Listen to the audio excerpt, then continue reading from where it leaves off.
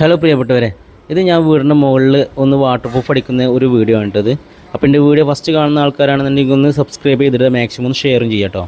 Work ഞാൻ ഇത് കാണിച്ചു തരുന്നത് എന്തിനാണെന്ന് വെച്ച് കഴിഞ്ഞാൽ നിങ്ങൾക്ക് സ്വന്തമായിട്ട് ചെയ്യാവുന്നതേ ഉള്ളൂ. ഏത് വർക്കാണെങ്കിലും നമുക്ക് കുറച്ചൊക്കെ നമ്മളെ വീട്ടിലെ വർക്കുകളും കാര്യങ്ങളൊക്കെ സ്വന്തമായിട്ട് ചെയ്യാൻ നിങ്ങൾക്ക് അറിയണം. അതിന് വേണ്ടിയിട്ടാണ് ഞാനിത് ഈ വീഡിയോ ഒക്കെ ചെയ്തത് കേട്ടോ. അപ്പോൾ നമ്മൾ പക്കയായിട്ട് വാഷ് ചെയ്ത് ഫിനിഷ് ചെയ്യണം. ഒരു പായലോ പൂപ്പലോ ഒന്നും ഉണ്ടാകാൻ പാടില്ല. പായലേ വിടാ, പൂപ്പലേ വിടാ, എന്നേക്കും വിടാ എന്ന് പറയുന്നില്ല. നിങ്ങൾ ആ സംഭവങ്ങളൊക്കെ ഒഴിവാക്കിയിട്ട് അടിപൊളിയായിട്ട് ഫിനിഷ് ചെയ്തുകൊണ്ട് നമ്മൾ ക്രാക്സിലിടണം. എവിടെയൊക്കെ വിള്ളലും കാര്യങ്ങളൊക്കെ ഉണ്ടോ അവിടെയൊക്കെ ഫുള്ളായിട്ട് ക്രാക്സിലിട്ടിട്ട് നമ്മളിത് ക്രാക്സിൽ ഉണങ്ങാനൊരു ടൈം കൊടുക്കണം കേട്ടോ. നമ്മൾ വാട്ടർ പ്രൂഫ് അടിക്കണത് 3 കോട്ടാണ് അടിക്കണത്. 3 കോട്ട് അടിക്കണം, എന്നാലേ പക്കയുള്ളൂ. നമ്മൾ ചൂസ് ചെയ്തിരിക്കുന്നത് ഡാം പ്രൂഫ് ആട്ടോ, മെറ്റീരിയൽ ഏഷ്യൻ്റെ.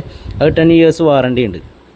അപ്പോൾ നമ്മൾ ഫസ്റ്റ് കോട്ട് അടിക്കുമ്പോൾ ചെയ്യേണ്ട കാര്യങ്ങൾ എന്താ വെച്ച് കഴിഞ്ഞാൽ നല്ലോണം ലൂസാക്കുക.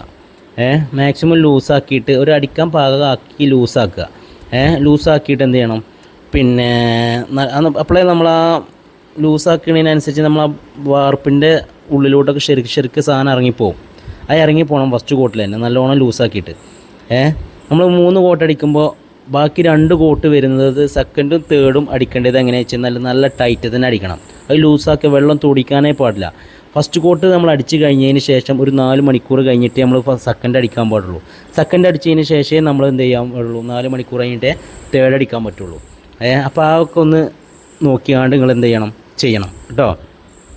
അപ്പോൾ ഇങ്ങനെയാണ് വാട്ടർ പ്രൂഫ് അടിക്കുന്ന ഒരു രീതി.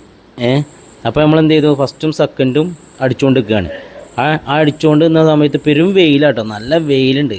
3-ാം കോട്ട് അടിച്ച സമയത്ത് പെരുംചാതി വെയിലേനി. ഈ വെയിലിൻ്റെ ആ ചൂടുകൊണ്ട് എനിക്കറിയാൻ പാടില്ലായിരുന്നു ഒരു ചതിൻ്റെ ബാക്കിൽ ഒളിഞ്ഞിരിക്കുന്നുണ്ട് എന്നുള്ളത്.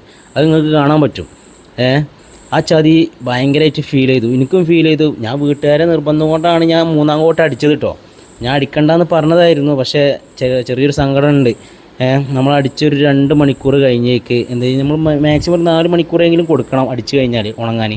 ഒരു 2 മണിക്കൂർ കഴിഞ്ഞേക്ക് എന്നുവെച്ചാൽ അത്രയും വെയിലും കൊണ്ടിട്ടേ ഭയങ്കര പണിയെടുത്തതിൻ്റെ ആ ഒരു ഇത് കിട്ടിയില്ല. അപ്പോൾ എന്തായാലും 4-ാം കൂട്ട് നല്ല പക്കയായി ഫിനിഷ് ചെയ്ത് നിങ്ങൾക്ക് അറിയാൻ പറ്റും, കാണാൻ പറ്റുമല്ലോ.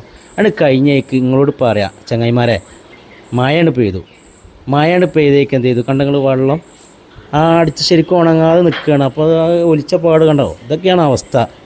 കുഴപ്പമില്ല, ചെറിയ സങ്കടങ്ങളും വിഷമങ്ങളൊക്കെ ആർക്കാണെങ്കിലും ഉണ്ടാവില്ലേ.